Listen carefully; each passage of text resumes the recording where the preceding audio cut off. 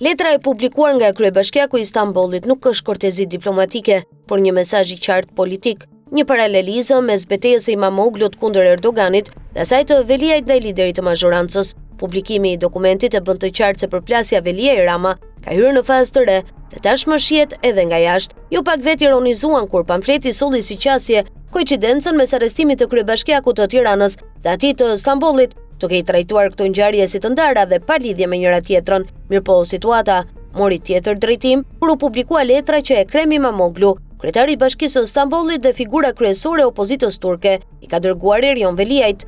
Letra është qartësisht politike. Imamoglu i shkruan Veliajt se luftrat për demokraci janë të lidhura mes tyre dhe se çdo betejë për drejtësi në një vend ka jehon përtej kufive.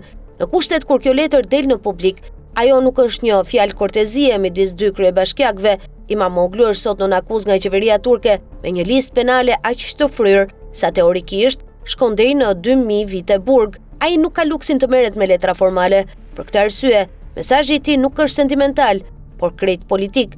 Ai e sheh veten dhe Veliajin si dy figura të futura në betejë me pushtetet respektive në mënyra të ndryshme.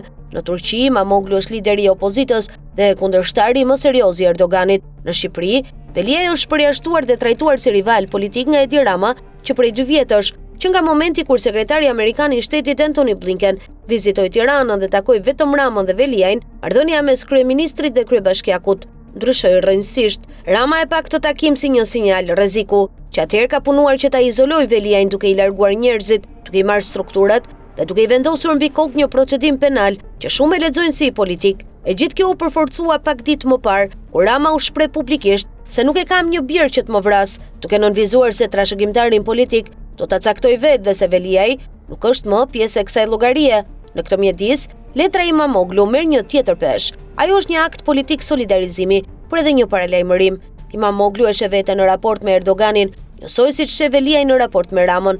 Përndryshe, letra do të ishte private dhe nuk do të bëhej publike. Publikimi i saj përmbys logjikën e fjalëve të ngrohta midis miqsh dhe është ndërronë në një deklaratë politike të drejtë për drejtë, ku bëhet krahasimi midis dy liderëve lokal, të shtypur nga lidershipi qendror.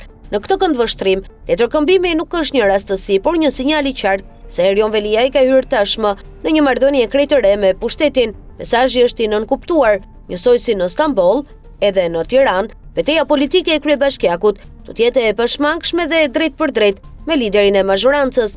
Nëse kjo është një operathënie ndonjë zhvillimi të afërt apo thjesht një manifest simbolik, mbetet për tu parë, por kjo letër shënon fillimin e një skeme të re politike, ku Veliaj nuk është më vetëm kryebashkiak, por një figurë në trajektoren e përplasjes me qendrën e pushtetit.